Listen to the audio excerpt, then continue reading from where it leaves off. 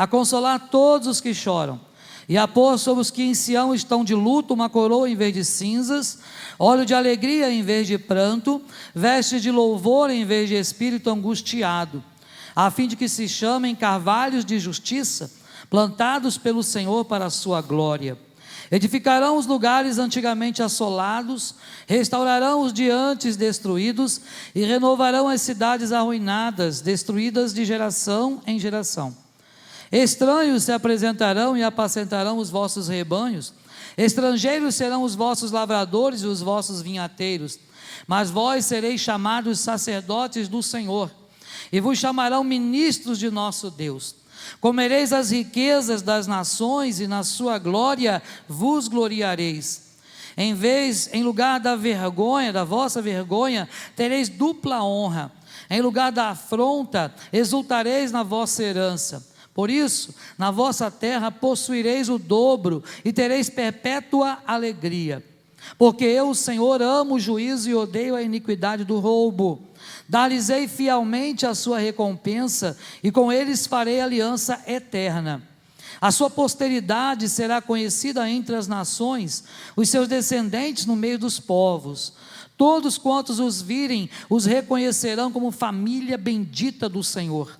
Regozijar-me-ei muito no Senhor, a minha alma se alegra no meu Deus, porque me cobriu de vestes de salvação e me envolveu com o manto de justiça, como noivo que se adorna de turbante, como noiva que se enfeita com as suas joias.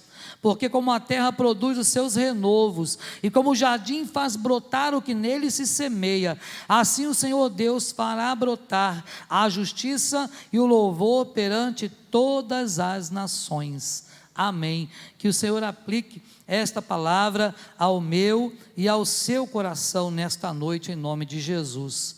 Meus irmãos e irmãs, o texto das Sagradas Escrituras nos traz algumas verdades muito especiais que nós gostaríamos de pontuar com os irmãos nesta noite. Hoje o nosso tema é avançar e transformar.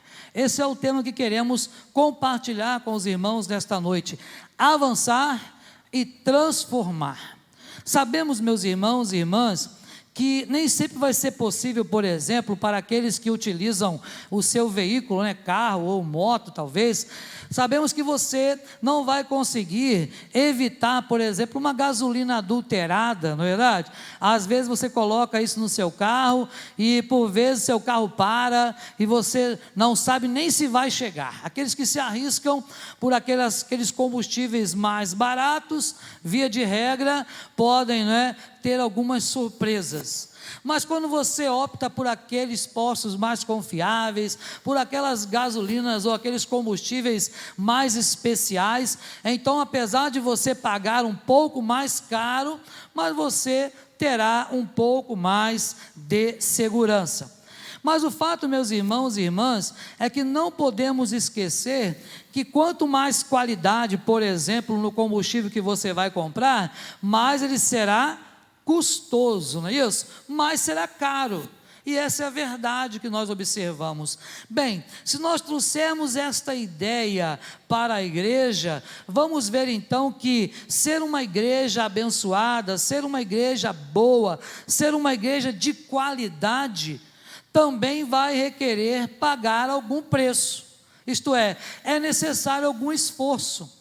Não estou falando de preço para a salvação, por quê? Porque a salvação não tem preço, o preço já foi pago na cruz do Calvário, Jesus deu a sua vida por amor a nós, então você não precisa fazer nada para receber a sua salvação. Pastor, mas não preciso fazer nada? Não precisa fazer nada. Para ser salvo não, mas aquele que é salvo vai desejar fazer alguma coisa, vai desejar trabalhar na obra do Senhor, e não simplesmente ficar parado, talvez aí no anonimato dentro das nossas igrejas. Então na igreja, os seus membros também precisam ter esse princípio de excelência humana e espiritual em suas vidas. Nós vivemos num mundo que nós falamos de qualidade total o tempo todo, não é verdade? Algumas empresas se especializam nas normas ISO, por exemplo, ISO 9000 e alguma coisa, e por aí vai, cada uma na sua área específica, buscam esse certificado para que possam então ter um controle maior e, é claro, ter maiores lucros. Por exemplo, nós temos no Brasil algumas praias que vivem buscando a famosa bandeira azul. Já ouviu falar? Que é um controle de qualidade, é um selo de qualidade internacional. Mas por que quando nós pensamos em igreja, nós também não pensamos num selo de qualidade para a igreja? Por que nós não pensamos como crentes em sermos crentes de qualidade, em crentes da maior firmeza? Então também nós precisamos, se de fato desejamos ganhar todos os povos para o Senhor Jesus, se de fato nós desejamos alcançar a nossa geração para Jesus, precisamos então falar do amor de Jesus, pregar o Evangelho, mas com excelência em tudo. A Bíblia diz isso, né? E tudo que vierdes às mãos para fazer, fazei-o conforme o quê? As tuas forças. Mas são tuas mesmo? Não, que o Senhor te dá, é o Senhor quem nos fortalece. Então tudo que Deus colocar nas tuas mãos para fazer, é preciso fazer conforme as nossas forças. Meus irmãos e irmãs, a palavra de Deus em Provérbios 13, versículo 9, nos diz assim: a luz dos justos resplandece esplendidamente. Olha que maravilha, a luz do justo, nós que fomos justificados mediante a fé em Cristo Jesus, esta luz que há em nós, que é a luz de Cristo, precisa resplandecer nas trevas. Aonde você estiver, as trevas têm que bater em retirada, amém? Por quê? Porque você tem Jesus no seu coração, e com Jesus a coisa é diferente. Jesus não admite trevas, porque Ele é a própria luz, e onde Ele entra, não há lugar para trevas, não há lugar para contendas, não há lugar para nada que não venha a ser a glória dEle. Por isso é tão importante que a igreja de Cristo possa refletir a luz e a vida de Cristo. Sendo assim, meus irmãos e irmãs, nós podemos observar então, que baseado no texto que nós acabamos de ler, que fala de Cristo e a sua missão, esse texto nos fala de Cristo e a sua missão entre nós. Nós queremos hoje destacar com os irmãos alguns alvos para a nossa igreja, alguns alvos para eu e você. Porque quando falamos de igreja, não estamos falando desse templo, né? Porque o Senhor não habita em templos feitos por mãos humanas. Nós estamos falando de cada um de nós, como igreja do Senhor. Porque templo, santuário de Deus sois vós, diz as Escrituras. Então nós precisamos então refletir a luz de Cristo Jesus. Então eu gostaria que nesta noite nós pudéssemos pontuar alguns alvos importantes quando estamos diante de uma nova ordem mundial. Observe, meus irmãos, que quando lemos a palavra de Deus, os versículos 1 e 2 que nós lemos, vai se aplicar diretamente à primeira vinda de Jesus, isto é, ao seu ministério terreno. Quando ele diz, o Espírito do Senhor Deus está sobre mim, e tal, está se referindo ao ministério terreno de Jesus. Mas a partir dos versículos 3 em diante, já vai se aplicar a segunda vinda de Jesus, a famosa parousia de Cristo, a segunda vinda de Cristo. Quando Cristo vier, irmãos, pela segunda vez, diz a Bíblia que Ele não vai mais pisar nesta terra. Você sabia? O Senhor Jesus não vai mais colocar os pés aqui não. Se você ler o texto lá de 1 Tessalonicenses capítulo 4, você vai ler a partir do verso 13, lá na sua casa, você vai ver que o Senhor Jesus fala através de Paulo àquela igreja de Tessalônica, dizendo assim, olha, quanto aos que dormem, quanto às últimas coisas, eu não quero que vocês sejam ignorantes. Porque o Senhor Jesus mesmo, dada a sua palavra de ordem, ouvida a voz do arcanjo, ressoada a trombeta de Deus, os mortos em Cristo ressuscitarão primeiro. Depois nós, os vivos, os que ficarmos, seremos arrebatados juntamente com eles para o encontro com o Senhor nos ares. E assim estaremos para sempre com o Senhor. Jesus não vai pisar mais nesse mundo, não. Acabou esse negócio de pisar na terra, porque Ele vai vir agora para levar a sua igreja. E a pergunta que eu e você precisamos pensar é: será que eu estou preparado? Será que eu tenho avançado? Será que eu tenho promovido transformação? Será que no meu dia a dia eu tenho feito a diferença? Ah, meus irmãos e irmãs, somos uma grande, forte e crescente igreja, com um chamado para transformação de realidades no mundo. Somos esta igreja, a igreja presbiteriana, a igreja batista, a Assembleia de Deus ou qualquer outra igreja séria, comprometida com o evangelho, fomos chamados para isto, ser uma igreja grande, forte, crescente, pujante, uma igreja que prega e vive o evangelho na sua essência. Por isso, meus irmãos, para que você seja uma igreja transformadora, para que você possa avançar e transformar, eu e você precisamos de algumas posições da nossa vida, precisamos de alguns pensamentos, precisamos de alguns conceitos, precisamos interiorizar algumas verdades, e essas verdades estão no texto que acabamos de ler. Vamos pontuá-las? Então você precisa, em primeiro lugar, estar consciente da sua chamada e da unção em todo o tempo, consciente do seu chamado, da sua chamada. Quem te chamou? Quem foi que te chamou das trevas para a sua maravilhosa luz? Quem foi que te arregimentou? O apóstolo Paulo, escrevendo a Timóteo, nos diz que o soldado, quando ele está de plantão, ele não pode se ocupar de outra coisa, a não ser o serviço que ele está prestando. E nós precisamos também viver desta forma, adorando e buscando e servindo àquele que nos arregimentou, aquele que nos chamou. Então, meu irmão e minha irmã, eu e você precisamos avançar, precisamos contribuir para a transformação de vidas, mas para isso nós precisamos estar conscientes do nosso chamado, conscientes da unção de Deus o tempo todo. Olha o primeiro verso que nós lemos: o Espírito do Senhor Deus está sobre mim. Olha que maravilha, porque o Senhor me ungiu. A unção do Senhor na sua vida, meu irmão. Ah, pastor, mas o texto não está falando de Jesus?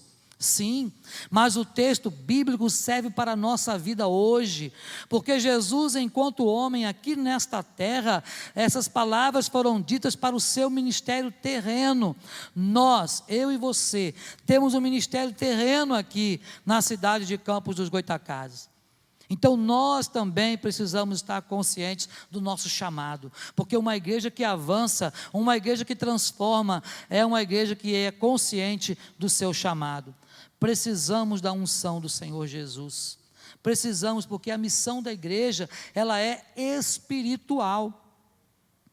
Paulo vai dizer que a nossa luta, ela não é contra a carne nem sangue, mas é uma luta espiritual. Meus irmãos, nós não vemos o mundo espiritual, mas nós podemos senti-lo. Você não vê o vento, mas quando ele está forte demais, ele causa catástrofes. Não é verdade? Você não sente o ar que você respira, mas para de respirar para ver o que acontece. Não é verdade? Coloca um saco plástico para você ver o que acontece. Não faça isso não, tá lógico, né? Porque senão você não vai respirar.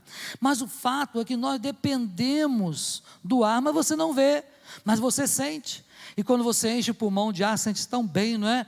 Você respira, fala: olha, acordei hoje de manhã, eu estava respirando, glória a Deus.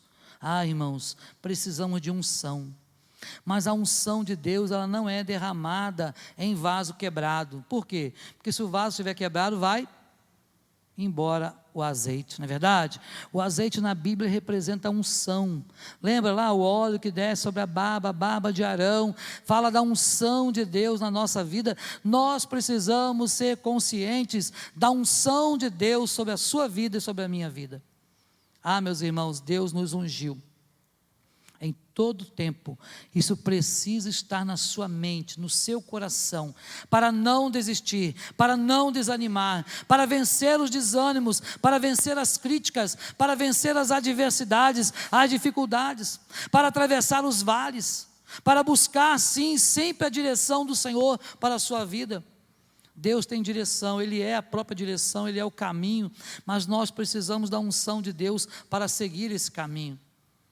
Me lembro daquele episódio daquela viúva que precisava sustentar os seus filhos. E naquele episódio com o profeta, então o profeta foi enchendo ali os vasos de azeite daquela mulher. Você se lembra disso? E enquanto aquela mulher, o filho trazia mais um vaso, o azeite ia caindo daquele primeiro vaso. Mas a hora que ela pediu um vaso e o filho disse, não tem mais vaso, o que aconteceu com o azeite que jorrava? Parou, porque Deus não unge ninguém para jogar fora. Deus não usa vaso quebrado, Deus não unge vaso que está rachado. Deus conserta primeiro o vaso, Deus faz um vaso novo e Ele vai encher da unção dEle, para que, cheio da unção do Espírito, você possa, meu irmão, seguir o chamado de Deus. Você tem um chamado para seguir a Jesus, para cumprir o ministério que Ele colocou nas suas mãos. O que nós precisamos às vezes é identificar qual é o nosso chamado. Mas você precisa também, para avançar e para ser uma igreja transformadora, precisa viver comprometido com a missão e o ministério do Senhor Jesus. Compromisso com a missão da igreja. A missão da igreja é a chamada missão querigmática. A palavra querigma ou querigma da igreja é a proclamação da igreja. A igreja precisa ser uma igreja proclamadora. E para que isto aconteça, precisamos viver comprometidos com a visão. A parte 1, do versículo 1, a parte B, diz assim: para pregar boas novas aos mansos ou aos quebrantados, a restaurar os contritos de coração, a proclamar liberdade aos cativos e a apregoar o ano aceitável do Senhor. Meus irmãos e irmãs, eu e você fomos chamados para pregar as boas novas e precisamos nos comprometer com esse chamado. Eu e você precisamos nos comprometer com a restauração dos contritos de coração. Por isso o nosso tema deste ano, né? O nosso tema deste ano é qual mesmo, igreja? O ano do pastoreio. Gente cuidando, pouca gente sabe, vamos de novo. O ano do gente. É isso, é pastoreio, é o que estamos falando aqui, restauração dos contritos de coração, é poder realmente entender que precisamos nos comprometer com aquilo que Deus nos chamou, com a missão que Deus confiou às nossas mãos. Meu irmão e minha irmã, eu não sei qual é o teu chamado, mas um chamado eu sei que Deus te deu, é o chamado da proclamação da palavra, do testemunho de Jesus. Todo crente tem esse chamado. Por quê? Pastor, mas eu não sei pregar, eu não sei falar. Pois é, tantos profetas também deram desculpas como essas para Deus, né? Mas não colou, hein? Já vou te dizer que as desculpas não colam. E Deus, todo momento que Deus chamou alguém, Ele capacitou, Ele transformou, Ele pegou lá uma brasa viva de Atenaz, lá com Atenaz, e tocou nos lábios lá de Isaías, para que pudesse purificar. Olha, rapaz, é preciso saber que Deus é quem age, e quando Deus chama, Ele capacita, Ele traz unção na nossa vida. Então nós precisamos sim, precisamos viver comprometidos com esta causa. Meus irmãos e irmãs, nós precisamos nos comprometer com Deus 24 horas por dia, 7 dias por semana, o tempo todo. Tem crente que acha que tem vida secular, sabia disso? Mas nós não temos vida secular. Se você achar isso, então você está enganado. O crente não tem vida secular. E eu vou te dizer por quê. Porque o apóstolo Paulo disse que quer você coma, beba ou faça qualquer outra coisa, tudo tem que ser para quê? Para a glória de Deus. Então está lá na sua faculdade estudando, é para a glória de Deus. Está lá no seu trabalho, realizando suas tarefas do dia, é para a glória de Deus. Está na sua casa arrumando, limpando, lavando, passando a roupa, fazendo o que você tem que fazer, é para a glória de Deus. Está naquele momento de lazer, praticando o seu esporte, é para a glória de Deus. Um cristão comprometido não tem vida secular, tudo que ele faz é para a glória do Senhor. Por isso que precisamos nos comprometer com a missão e com o ministério do Senhor Jesus. Meu irmão e minha irmã, você só está onde está por causa do Senhor. Você só é o que você é por causa do Senhor. Nós não somos nada sem Deus. Jesus que falou isso, não fui eu. Lá em João capítulo 15, versículo 5, Jesus vai dizer: sem mim, não precisamos nem completar, sabia? Você pode dizer assim, ó, sem mim, nada, não é? Os professores aí de plantão, de português, né, principalmente, né? Sem mim, nada. Precisa complemento? Não precisa nada. Sem mim, nada. Você não pode nada, não é nada, não faz nada, não vai a lugar nenhum. Sem Jesus, nós não somos nada. Porque Jesus é tudo em todos, diz a palavra. Então, meu irmão, se comprometa com esta palavra. O apóstolo Paulo escreveu em Efésios capítulo 3, o 10 ao 11, dizendo assim: a intenção dessa graça era que agora, mediante a igreja, a multiforme sabedoria de Deus se tornasse conhecida dos poderes e autoridades nas regiões celestiais, de acordo com o seu eterno plano que ele realizou em Cristo Jesus, nosso Senhor. Meus irmãos, Deus tem um plano eterno de salvação, e nesse plano eterno inclui o seu nome. Inclui o seu nome para ser salvo, e inclui o seu nome para ajudar na salvação de outros, isto é, na pregação do Evangelho. A nossa contribuição para a salvação das pessoas que Deus escolheu é a pregação do Evangelho. Mas também, para que nós possamos avançar e transformar, nós precisamos ser portador da mensagem profética ao mundo. Precisamos ser portador da mensagem profética ao mundo. Não podemos esquecer que nós temos uma mensagem. Foi concedida para nós uma mensagem. E o texto do versículo 2 nos diz: a apregoar o ano aceitável do Senhor, e o dia da vingança do nosso Deus, e para consolar todos os que choram, os que estão tristes. Fomos chamados, irmãos, para a proclamação. Fomos chamados para ser portador da mensagem. Fomos chamados para ser arautos do rei. Sabe o que era um arauto? Você já viu filmes de época? Os filmes de época, geralmente, né, os chamados filmes de época, tem aquelas pessoas que sobem em algum tipo de tribuna no meio da praça, e eles vão proclamar o edito do rei, né, que o rei manda falar alguma coisa, e eles vão lá gritando, mandam juntar o povo e proclama. Eram os arautos. Pois bem, nós somos arautos do Senhor Jesus, fomos chamados para proclamar a libertação às pessoas que estão ao nosso redor. Deus nos chamou para isso, e nós somos portadores desta mensagem. Meu irmão e minha irmã, você foi chamado para consolar feridos, para cuidar dos feridos, para apregoar o ano do Senhor.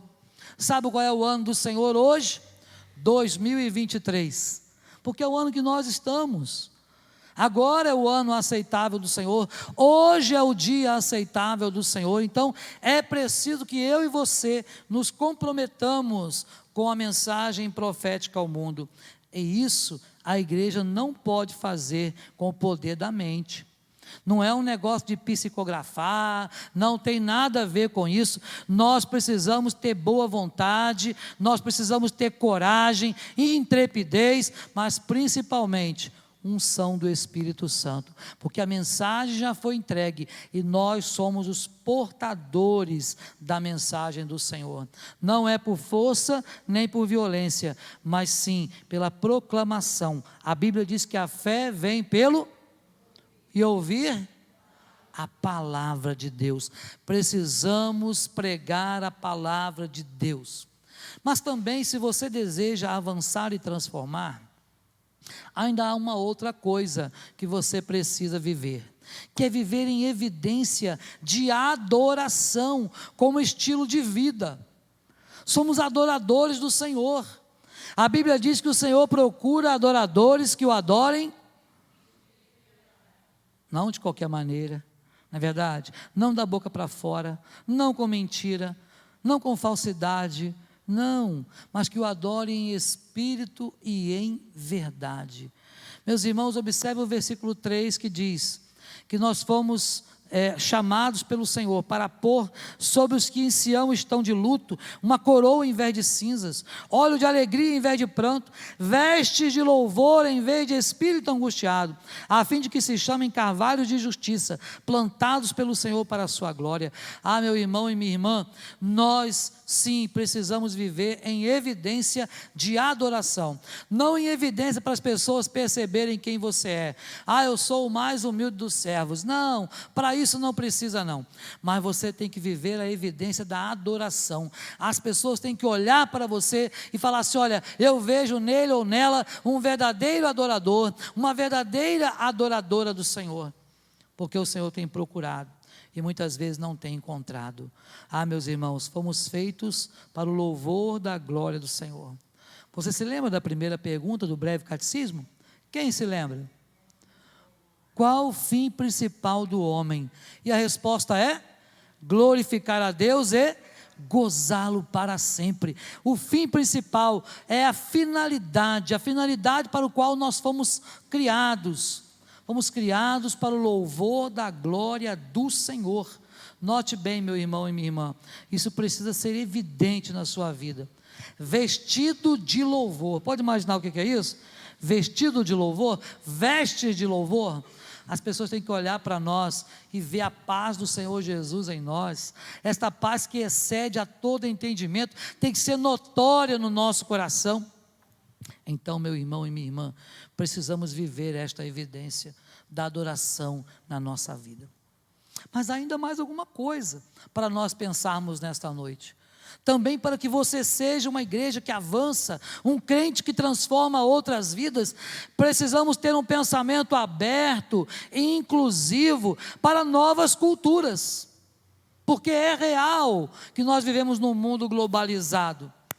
Observe o versículo 5: e haverá estrangeiros, olha o que diz o texto: estranhos se apresentarão e apacentarão os vossos rebanhos, estrangeiros serão os vossos lavradores e os vossos vinhateiros. Haverão pessoas de culturas diferentes, de lugares diferentes, que estarão entre nós, mas nós precisamos entender que o reino de Deus não são pessoas. O reino de Deus não são nobres e plebeus, ricos e pobres, brancos ou negros, crianças ou idosos. O Senhor Jesus veio chamar a todos quanto Ele escolheu lá na eternidade.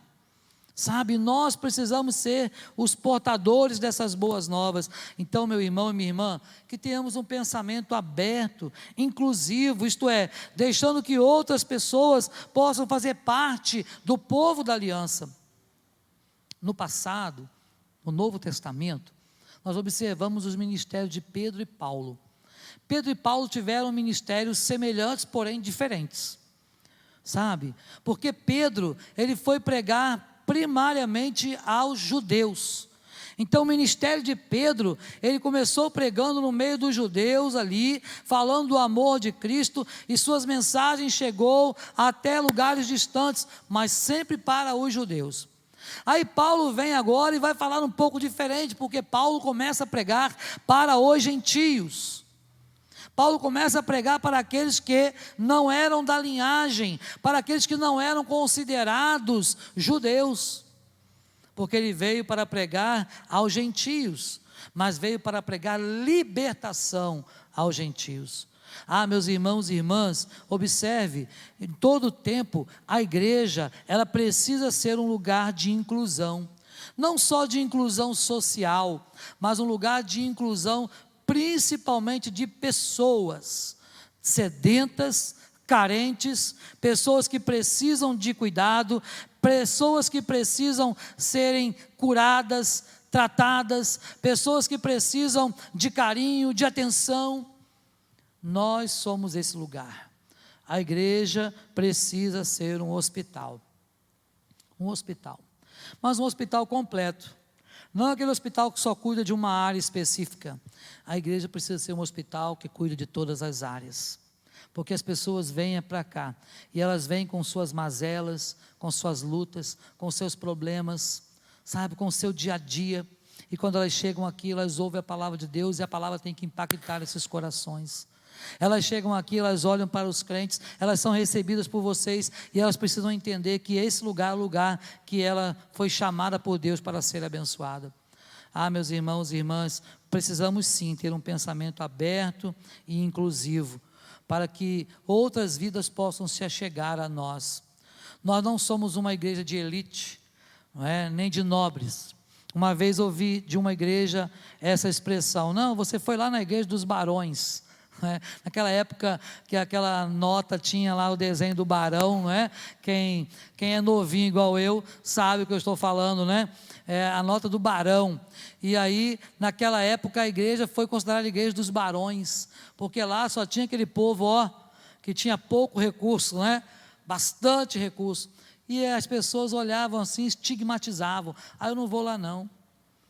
E eu cheguei naquela igreja com a pampa velha do meu sogro, batida de lateral, fazendo aquela barulheira, encostei, ainda bem que eu não arranhei os carrões dos irmãos naquela época, não é? Mas observe, meus irmãos, mesmo assim, aquela igreja só tinha fama, porque não era assim. Depois nós pudemos observar que não tinha aquilo, era mentira. Porque muitas vezes o inimigo tenta fazer com que as pessoas do mundo olhem para a igreja como um lugar que as pessoas não têm vez, que não podem se achegar. A nossa igreja, você precisa tomar cuidado para que não seja vista desta forma também. Precisamos ser uma igreja de todos e para todos. Ser uma igreja onde as pessoas possam chegar e serem bem recebidas e ouvir a palavra de Deus e serem curadas. Cada vez mais, o mundo em que vivemos será formado de pessoas diferentes. Não somos iguais, somos diferentes. Mas vamos servir ao único e verdadeiro Deus, ao mesmo Deus. Então, avançar e transformar.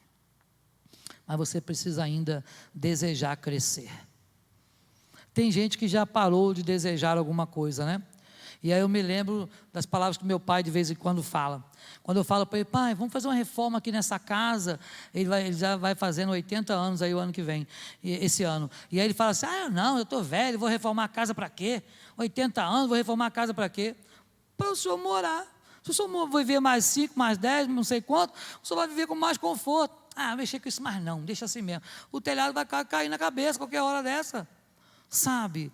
Então às vezes temos crentes pensando dessa forma, sabe, crentes que não querem mais crescer, que não leem a Bíblia. Tá bom, já aceitei Jesus, tá bom, fica sentadinho no banco e não faz mais nada. Meus irmãos e irmãs, precisamos desejar crescer em todos os níveis da nossa vida. Olha o versículo 6 que nós lemos: mas vós sereis chamados sacerdotes do Senhor, e vos chamarão ministros de nosso Deus. Comereis as riquezas das nações, e na sua glória vos gloriareis. Meus irmãos, nós precisamos sim sermos sacerdotes do Senhor. Qual é a diferença? Qual é a diferença? Um está voltando para Deus e o outro para o povo. O sacerdote é aquele que pega os problemas do povo e leva até Deus. E o profeta é aquele que fala em nome de Deus para o povo. Pastor, hoje temos sacerdotes igual era antigamente? Não, isso cessou. Hoje cada um é o seu próprio sacerdote. Nós temos uma doutrina importante na igreja reformada chamada sacerdócio universal do crente. Isso quer dizer o quê? Que o véu do templo se rasgou de alto a baixo, o véu da separação. Sabe, não há mais separação entre você e Deus. Você não precisa mais de ninguém para interceder, para levar os seus problemas até o Pai. Não quer dizer que você não possa e não deva orar pelo irmão.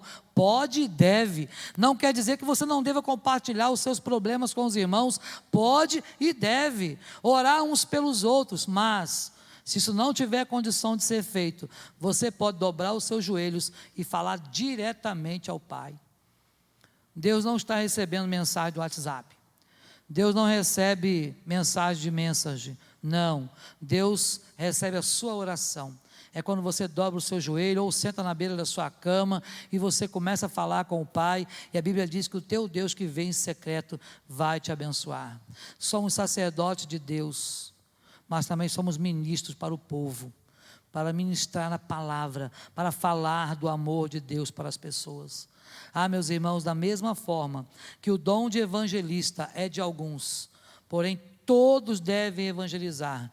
Pastorear também é dom para alguns, mas todos devem pastorear, isto é, todos devem cuidar de todos, todos devem ajudar no cuidado com as pessoas que estão ao nosso redor. E já caminhando para o final da nossa mensagem nesta noite, eu quero também lembrar que nós precisamos, se desejamos realmente crescer, avançar, transformar vidas, precisamos zelar pelos nossos relacionamentos familiares. Irmão, se tem uma coisa que o diabo tem atacado nesse tempo, é a família. É a família. Se você pensar no modelo familiar que Deus criou, você vai observar que já está tudo deturpado, não é verdade? Tudo deturpado. Deus lá, na sua soberania, criou o homem à sua imagem, conforme a sua semelhança. O pecado deturpou isso e fez com que o homem caísse do estado de graça em que foi criado. E agora nós precisamos depender da graça de Deus o tempo todo. Então precisamos zelar pelos nossos relacionamentos. Observe que o texto do versículo 9 nos diz assim: e a sua posteridade será conhecida entre as nações. Posteridade é a sua família, são os seus descendentes, e os seus descendentes no meio dos povos, todos quantos os virem, os reconhecerão como descendência bendita do Senhor. Cuidado com a família. Cuide da sua família, meu irmão e minha irmã. Ore pela sua família. Ore pela paz no seu lar. Ore para que o seu lar seja um lar edificado na rocha. Edifique o seu lar. Você, meu irmão e minha irmã, seja um sacerdote dentro do seu lar. Porque um ministério forte é composto de famílias fortes. E o nosso inimigo das nossas almas sabe que quando ele atinge a família, ele está atingindo a igreja, porque a igreja é composta de famílias. Então cuidado, meu irmão e minha irmã, para que você não se descuide da sua família. Sabe, muitas pessoas se descuidam da família. Existe uma ordem lógica para você seguir. Em primeiro lugar na sua vida, tem que amar o Senhor sobre todas as coisas. Em primeiro lugar na sua vida está Deus. Mas em segundo lugar, e a primeira criação de Deus, instituição de Deus, foi a família. Depois vem a igreja, depois vem as outras coisas, porque você precisa buscar em primeiro lugar o reino de Deus e a sua justiça, para que todas as coisas vos sejam acrescentadas. E por último, se você deseja avançar e transformar, precisa desenvolver uma visão globalizada do ministério. Versículo 11, porque como a terra produz os seus renovos, e como o horto faz brotar o que nele se semeia, assim o Senhor Deus fará brotar a justiça e o louvor perante todas as nações. Meus irmãos e irmãs, precisamos estar constantemente sendo renovados. Desenvolver a nossa salvação é o que a palavra de Deus nos manda fazer. Então, se eu e você desejamos avançar, se eu e você desejamos ser pessoas transformadoras de vidas, nós precisamos desenvolver isso. Pensar na grande seara, que a Bíblia diz que ela é grande, mas que tem poucos trabalhadores. Poucos trabalhadores. Meus irmãos, que nesta noite você possa dizer: Senhor, eu quero ser um trabalhador do Senhor. Eu quero ajudar na transformação. Eu quero contribuir para que a tua igreja ela seja transformada. Meu irmão e minha irmã, não queira ir sozinho. Vamos juntos. Vamos caminhar juntos. Fomos comissionados pelo Senhor como corpo de Cristo. Mas neste corpo não há lugar para duas cabeças. Só há uma cabeça. Quem é o cabeça desse corpo? Cristo Jesus. Mas nós somos os membros. Mas eu quero finalizar nossa palavra nesta noite lembrando a palavra do apóstolo Paulo, porque ele disse assim: olha, nós somos um corpo composto de muitos membros, mas você não pode, por exemplo, dizer assim: eu não sou mão, então não sou do corpo. Eu não sou pé, então não sou do corpo. Não, nós precisamos entender que toda parte do corpo é importante. Importante. Não é porque é um dedinho mínimo do pé que você vai achar que não tem importância. Tem importância. Dá uma topada com ele numa pedra para ver se não tem importância. Sabe? Vê se você não vai sentir. Porque quando um mínimo membro da igreja está com problema, toda a igreja está com problema. Toda a igreja precisa sofrer esta dor, até que nós possamos combater o problema. Não é assim no nosso corpo? Qualquer que seja uma infecçãozinha mínima em qualquer parte do corpo, o nosso organismo, ele corre para combater aquilo. Todo esforço vai ser canalizado para resolver o problema. Meu irmão e minha irmã, vamos aprender também com Jesus. Observe que lá no Salmo 2, verso 8, nos diz: pede-me e te darei as nações como herança, e os confins da terra como tua posteridade. Pede a Deus: Senhor, eu quero ganhar campos para Jesus. Senhor, eu quero ganhar meu bairro para Jesus. Senhor, eu quero ganhar minha família para Cristo. Sabe, eu tenho orado por uma família, é a irmã Marilza. Eu posso falar o nome dela porque ela pediu oração, então eu posso falar o nome dela. Ela é da igreja do Parque Aurora, uma mulher de Deus, sabe, mas ela tem pedido oração pelo seu esposo, que não é crente ainda, pela sua filha, que às vezes ela não sabe por onde anda. Ela pede oração. E eu falo para ela: minha irmã, eu creio que Deus vai lhe dar vitória, porque nós temos orado. Então busque a Deus pela paz da sua família, busque a Deus pela salvação daqueles que você gostaria de ver salvo. Mas aproveite para não só buscar a Deus, para pregar o Evangelho. Sabe o que acontece às vezes com a família? A gente para de pregar o Evangelho para a família. Não adianta mais. Já ouviu essa expressão? Não, meu pai falou que não é para falar nada de Evangelho mais com ele. Continua falando. O meu marido falou que não quer que eu fale esse negócio de igreja, de crente, de Jesus com ele. Continua falando. Meus irmãos, eu sou testemunha, e eu quero contar esse testemunho para vocês. Meu pai ficou 31 anos desviado do Evangelho. 31. E a minha mãe, todas as vezes que ela saía para a igreja, passava a roupa dele, colocava lá e falava: vamos para a igreja? Todos os domingos. Ele dizia: um dia eu vou. Mas ela não deixou de fazer isso, por 31 anos. E um dia ela estava na igreja, nós estávamos lá, ele chegou no culto, sabe, chegou no culto, e começou a frequentar os cultos. E numa situação difícil que ele passou em 2006, ele voltou para Jesus, no Hospital Antônio Pedro, lá em Niterói, sabe. E ele falou assim: se eu sair dessa, eu vou voltar para Jesus. Eu falei: então não espera sair não, só não sabe se vai sair, volta para Jesus agora. E até hoje está lá na igreja servindo ao Senhor, do jeito dele, com as suas limitações, mas está lá servindo ao Senhor. Meus irmãos, nunca é tarde para você orar, buscar e pregar o Evangelho para a sua família. Continue fazendo, continue no propósito, não desanime. Por quê? Porque nós fomos chamados para avançar, fomos chamados para transformar. Então, que através do poder do Espírito Santo, você possa ser usado ou usada para transformar vidas pelo poder restaurador do Evangelho de Jesus. Amém? Deus nos abençoe a viver desta forma, em nome de Jesus.